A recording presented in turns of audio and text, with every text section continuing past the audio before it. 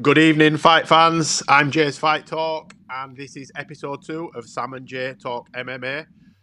As the title tells you, I've got my right-hand man, Sam Walker from SW Fight Hub's YouTube channel, and the co-host of No Punches Pulled. Sam, how we doing, brother? Really good, mate. Yeah, pleasure to be back. We've got the first one under our belts now, so episode 2 is about to go down, and looking forward to talking some MMA with you as always, my friend. Yeah, thanks for joining us. It's slim pickings. We did have UFC Fight Night 257, I think it was. Let me just double check. Yeah, UFC Shanghai. UFC Shanghai. It went under the radar. I mean, it was perfect for us. It was Saturday morning viewing. It was sort of lunchtime viewing. I think we covered 4 fights in the main card, didn't we? The last 4 fights. Yeah.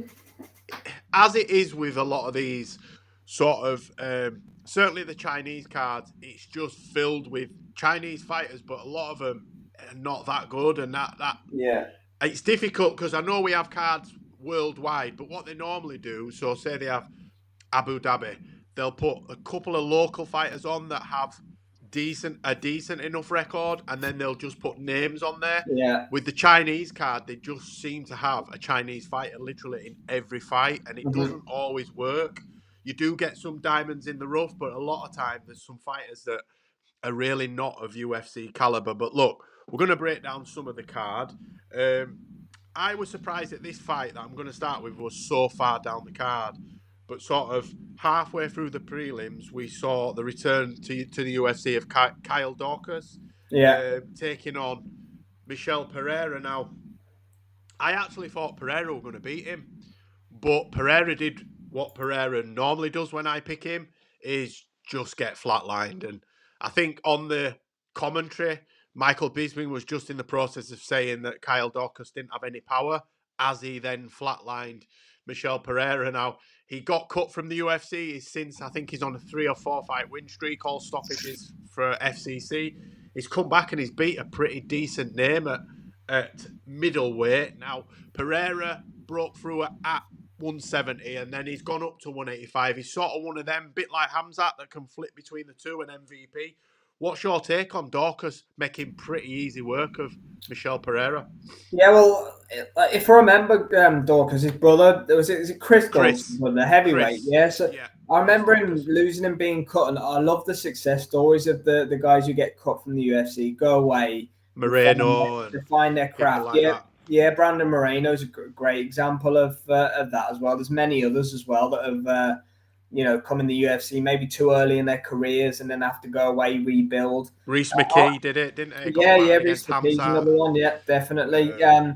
Which is why I guess, the likes of Paddy Pimblett stuck around for so long in Cage Warriors before we went over. They're probably good case studies. Yeah, I mean, they were trying to sign Paddy for 3 or 4 years prior, and I think he did it right, definitely. I mean, he's one of the biggest stars in the organization. Shark Tank, the UFC, there's no easy fights, and they're going to not match people easy. It doesn't matter on your profile or anything like that. So, I thought Michel Pereira would win the fight as well, to be honest with you. And like you say, Bisping with his effortless wit on the commentary, commentating curse straight on Pereira. But his career's been up and down, hasn't it? He's best known for his backflips inside the octagon rather than his finishes. He has got some good finishes. Like you said, he's fluctuating between 170 and 185.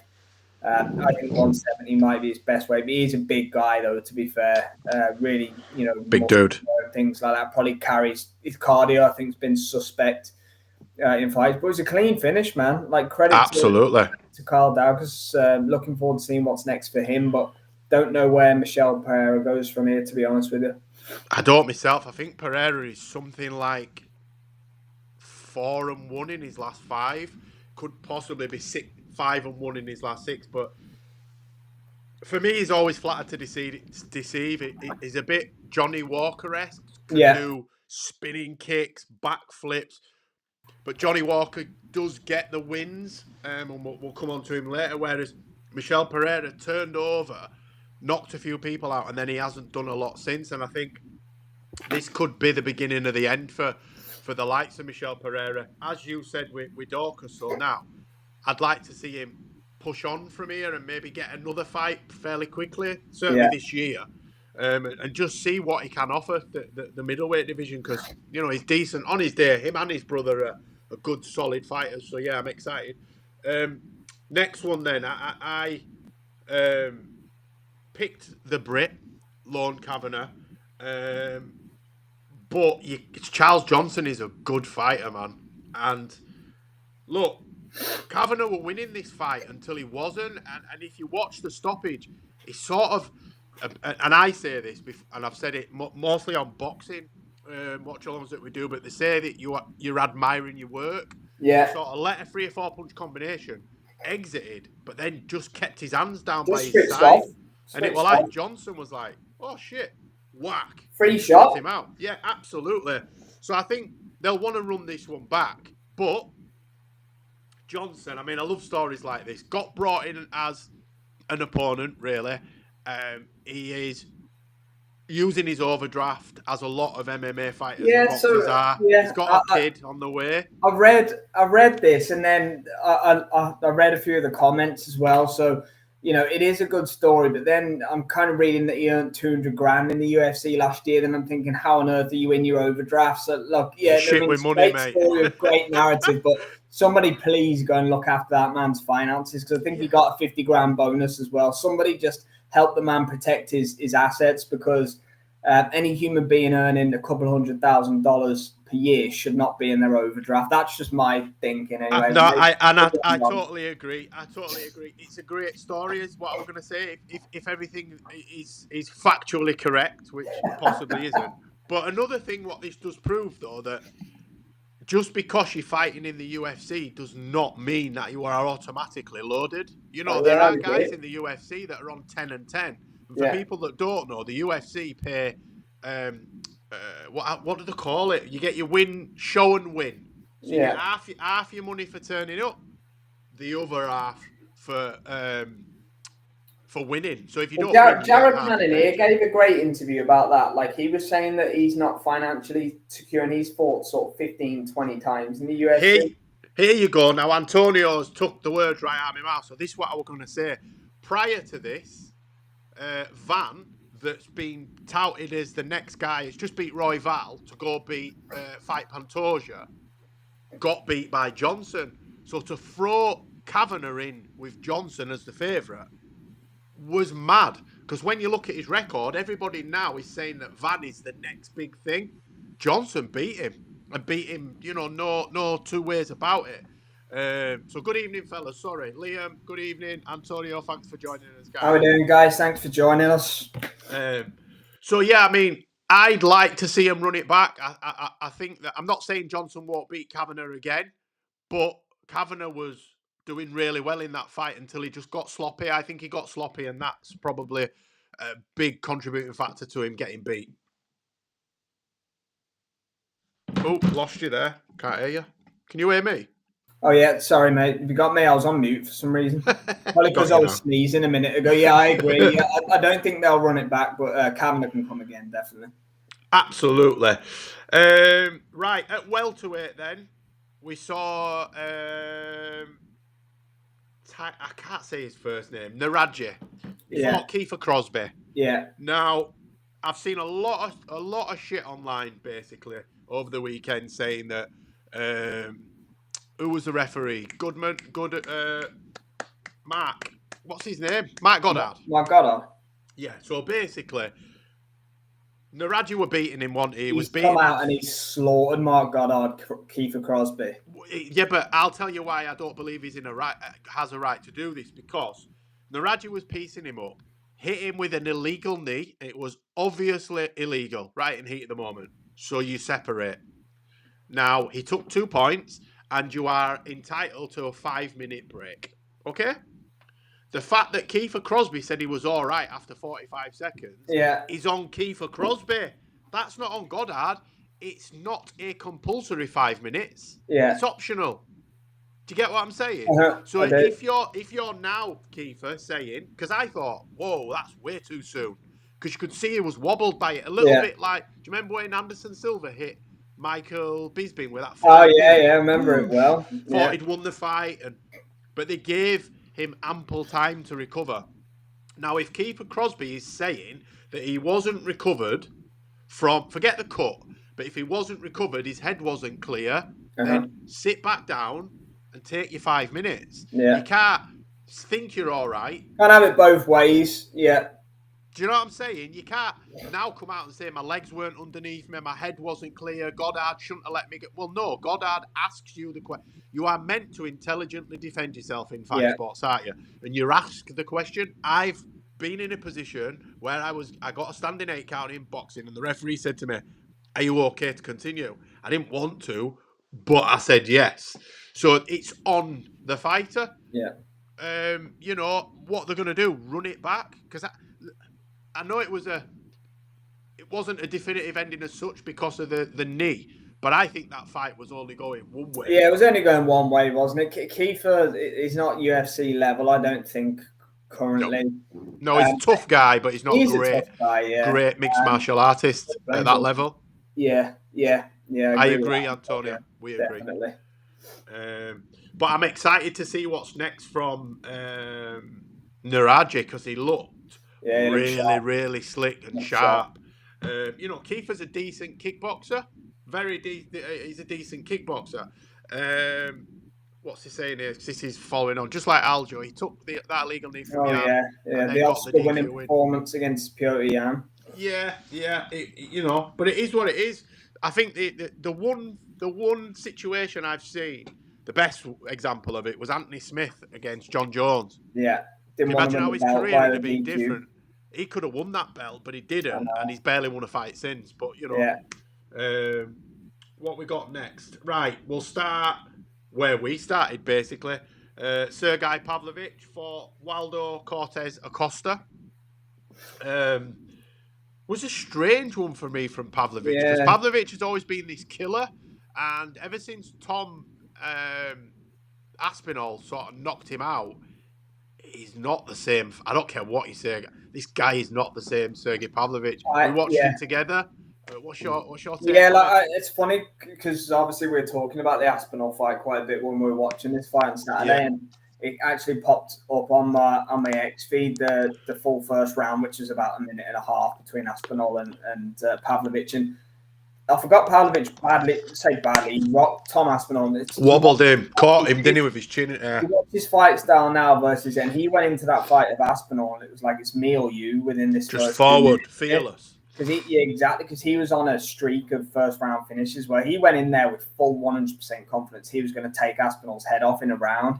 Like we said, like you just said, that Sergey Pavlovich is not there anymore. Look, he's getting wins. He's winning a few decisions. I know he lost to Volkov after the Aspinall fight. He had a bit of a hangover from the Aspinall fight in that one, in my opinion. But yeah, Acosta wasn't up to much, was he, to be honest with you? I don't know what to do with Pavlovich now. Like, it's hardly like he's tearing the walls down for a title shot, is it? Let's see how Aspinall versus Cyril Gane goes in Abu Dhabi in October.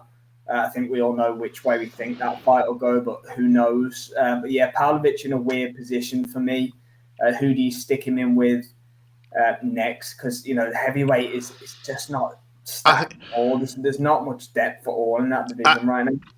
I picked Tom, and I think we watched it together. We did a watch along. I can't even remember, honestly, who I picked. I can. We did pick Tom, but we were all sort of weary that we thought that Pavlovich is the guy that could derail that, but we did back Tom.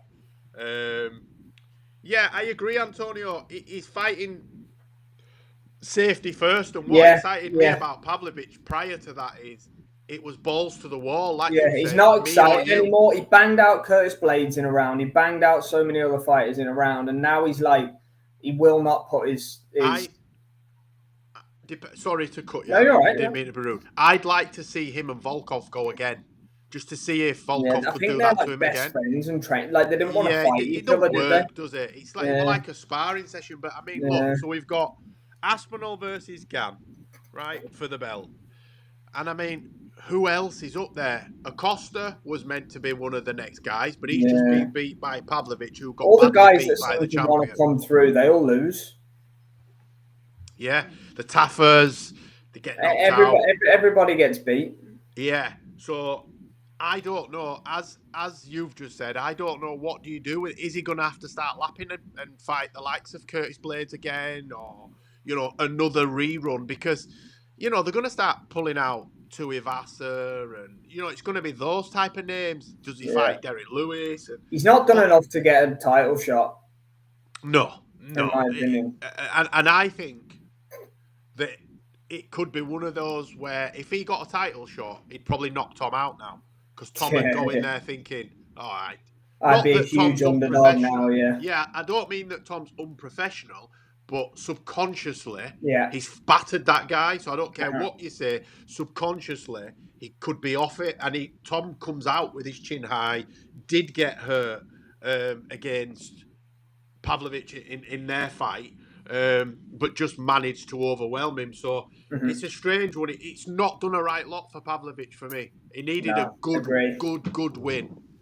So I'm interested to see what the UFC do with him next. Yeah. The next fight really disappointed me. And you'd said it, hadn't you? You'd said all along. It stunk of a terrible fight, and then the Ortega weight thing. To be honest with you, it's given me brain issues thinking about it because we sat through 25 minutes of it on our Saturday morning. What? Yeah, I agree, Antonio, but unfortunately, it's the biggest name they've got, and he's a striker, and it's what they want for the card. I think that's why he's got it. I'm going to ask you a question before we talk about the fight, but it's off the back of the fight. What do they do with Brian Ortega? He's not exciting. Like, he's had exciting fights against Volkanovski, and I remember he knocked out Frankie Edgar all them years ago. One punch knockout, and obviously Max Holloway kind of schooled him for the featherweight belt, but it's just not exciting. Diego Lopez ran through him in the spear, didn't he? But I don't know, he's missing weight, and he does. Do you think he's got? Sorry to interrupt. Or a lightweight, and it seems to have issues going on outside the cage. I'm not interested in watching him fight 1%.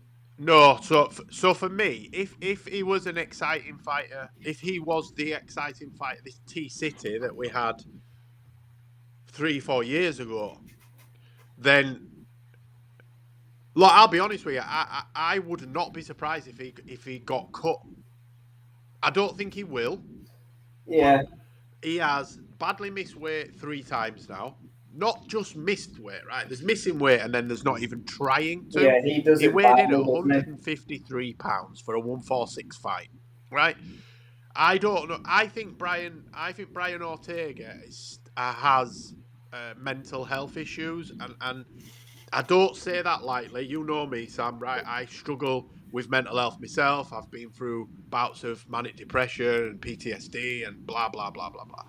But I see the signs I see similarities in things I do and things that I've done in Brian Ortega. I just don't think that he's mentally in a place that he needs to be a world-class fighter. And I don't just mean on the fighting side of things. I also mean on the shit that goes into getting you to fight night, the preparation, the team around him. He had a fucking public breakup. Yes, I get that his missus was a fighter as well, but they broke up publicly. She's taking shots at him. He's taking shots at her. It just, and then when he turns up to a good career, what's going on? No, and then when he turns up, we get that. We get what we got the other night. There you go. He's lost 5 out of his last 7 fights. I don't think he's big enough for 155. I think Brian Ortega, the best thing the UFC could do to Ortega is probably cut him. Maybe not cut him, do what they did with Darren Till. Say, look, you're not good enough at present, so go and work on yourself and we'll get you back, or go somewhere else. Do some, fighting and we'll bring you back. I think the UFC needs to not distance themselves from him, because they could still work with him behind the scenes, but not having him front and centre. Because if I look at the featherweight division now, right, Aljo, no disrespect to Aljo, was probably one of the easier fights for him compared to everybody else, because Aljo's still working his way into featherweight, still really. He's not a big featherweight. No, it doesn't have any striking power or threat, really.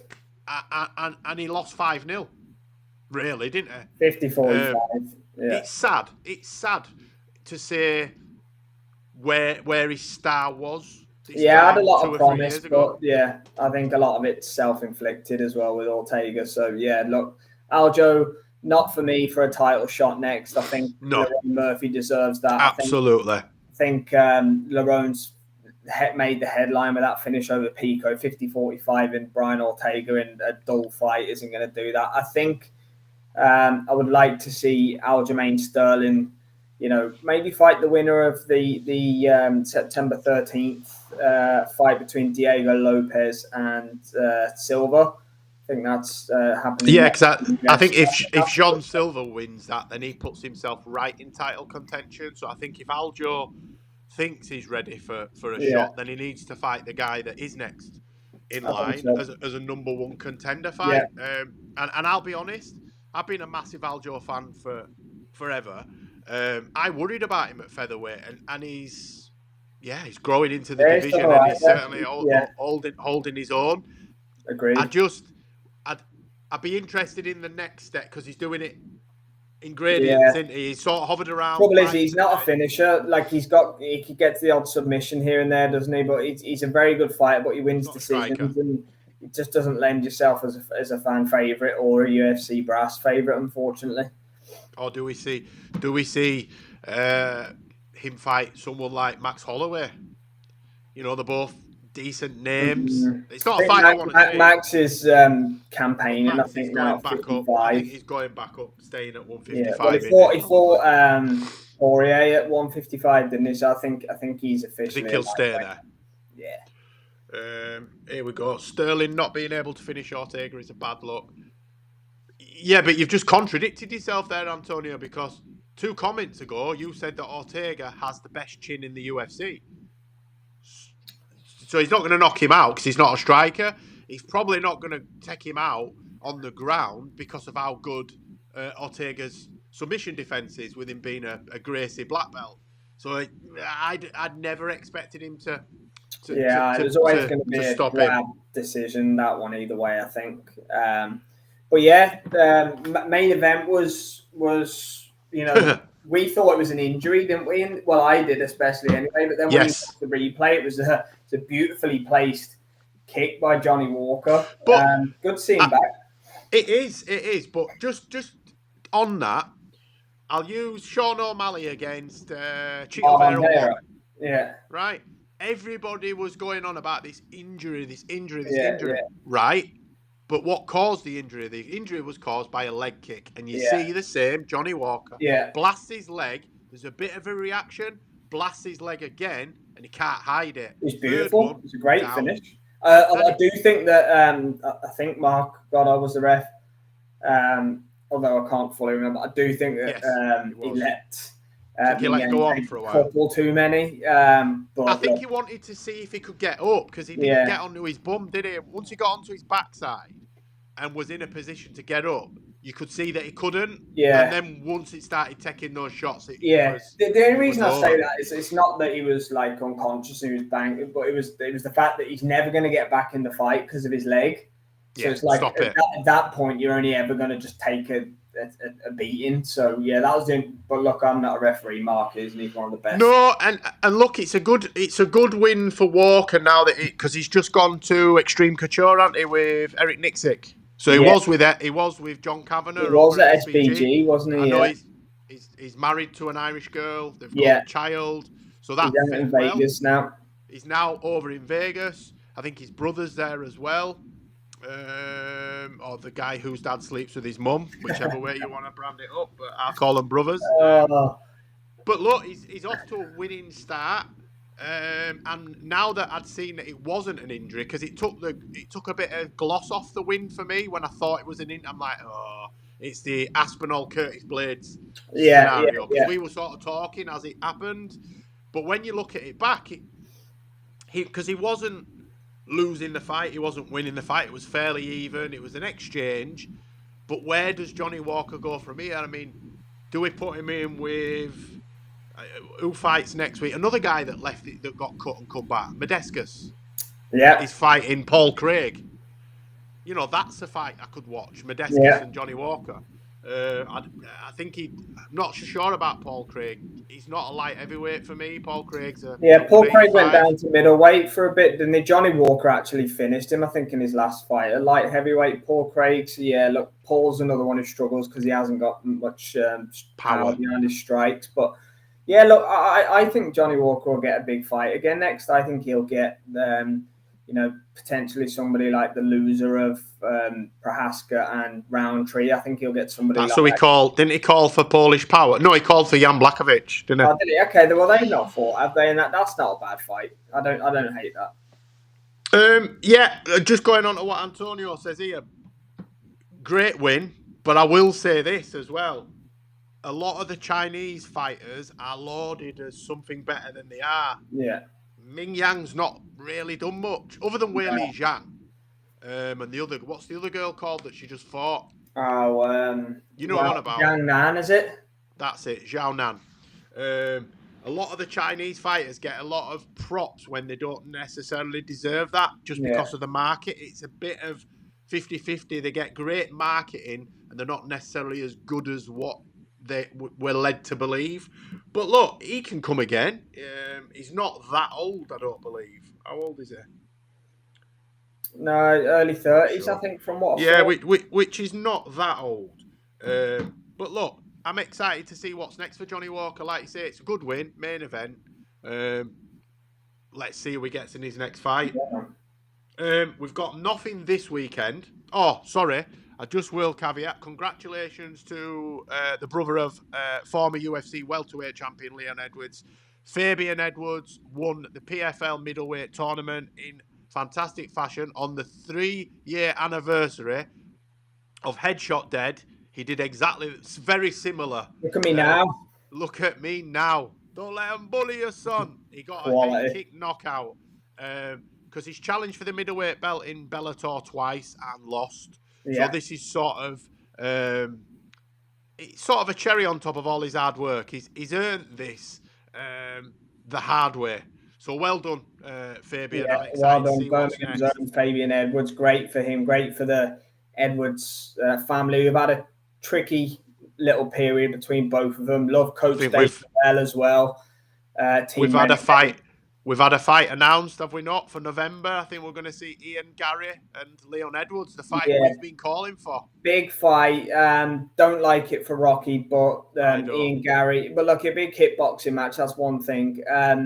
Is it at MSG? I think so, yes. November, so it will be. I wonder who will Islam against JDM is going to headline, isn't it? That's the rumour anyway. I could see Fabian in the UFC, but to be fair, he gets paid decent money at PFL. He's just got £500,000 for winning that. The fights are easier, no disrespect to PFL. Yeah. And the middleweight division is a killer's row. I mean, he's not beating Hamzat. I don't think he beats Dricus. No.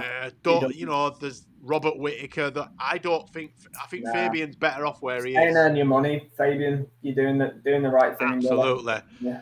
I agree, Antonio. Yeah, I don't hate PFL at all. It's always good to have another product out there on the market. It's like with the boxing, there's different promoters. You need that. Absolutely. You need it.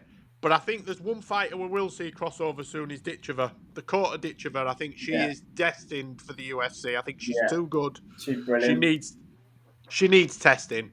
And what's the other girl called? Brown. Is it Tiara Brown? No, she's the boxer, isn't she? No, Chanel Dyer.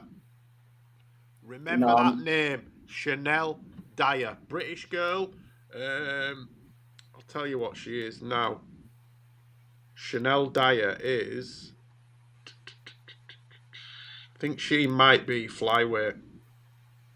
I've never actually heard of her, to be fair. She's 6-0. She boxes out of New Zealand, but I think she's English. You know, she was born here. She's in the tournament. She's really good, but have a look at her. Have a look at her if you get a chance, guys. Yeah. She's really good. Right, so we've nothing this week, but then next week we fly across to Paris, I believe. Yeah. For UFC Fight Night that's headlined by Nosruddin Imavov and Kyle Borhalio, fighting nerds. We've got Benoit Saint Denis facing Mauricio Ruffi. Mason Jones is back against Oki, I think, is it? Let's have a look. Fight I'm interested though. As I said, we've got Modestus Bukauskas against Paul Craig. Yeah. That main card is a decent good. fight night. It is. You've got the Fighting Nerds versus France in the co-main and main event. Little Brazil versus France double header there. So yeah, really, really fun night. Listen to the prelims though, right? You've got Shauna Bannon against Sam Hughes. Now, Shauna Bannon is the Northern Irish girl that fights under Paddy Houlihan. You've got Brad Tavares fighting Robert Bryshek. You've got Sam Patterson fighting Trey Waters. You've got William Gomi against Robert Rachaffa.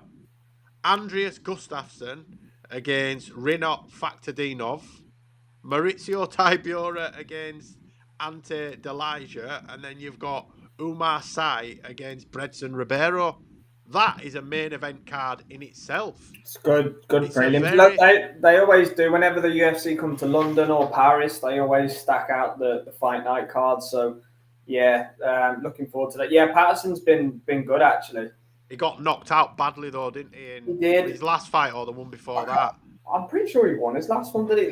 Before that, then he got absolutely flatlined. Really good. Very good striker. No, it's a good card. Then you got John Silver against Diego Lopez in Mexico the week after. That's Canelo Crawford night. Dana will be in Vegas for Canelo Crawford. That's got Rob Font fighting Chihuahua.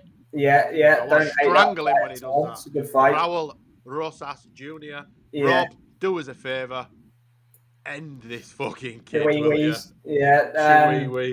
No pay-per-view till Pereira and Kalaev 2, and then obviously Marab against Corey Sandhagen on that, and then Big Tom Aspinall against Cyril Gann. In between that, we've got Carlos Ulberg fighting Dominic Reyes in a fight night. In between, don't hate that fight at all. That's got Junior Taffer on it, Jimmy Crew, Tom Nolan. So there's a few fights. They're sprinkling him in. I want Islam back. I want Ilya to get a fight in the books now. We need some of the big names. We need to know what's going on because there's only Tom and Kalaev, really. You know, we need some of the champions, some of the female champions. Kayla Harrison. You know, I know she's fought 8 weeks ago. It's going to happen in December. It has to. We need an end-of-year card. We always used to get, didn't we? An end-of-the-year card. We had Ronda against Amanda.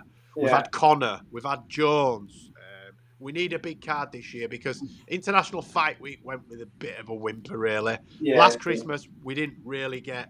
He got KO'd by Jan. Yeah, I thought he got knocked out. I watch reruns because we're over here. I am staying up till 5 o'clock. It's on midweek. It's tough for us. It's very tough for us. Have you got anything else to add? Anything you've seen? Any headlines? Anything? Nothing really, mate. To be fair, just hoping for some big fight announcements like you. But yeah, quiet enough. September coming up for MMA. Big October, but obviously September's big in the world of boxing. So yeah, plenty for us to get our teeth stuck into. And enjoyed it, mate. Thanks for having me again. More than welcome. That's Sam and Jay Talks MMA episode 2 in the books. Antonio. Everybody that's joined us this evening, Liam, thank you very much. Sam, cheers, guys. See you again next week. Thanks, mate.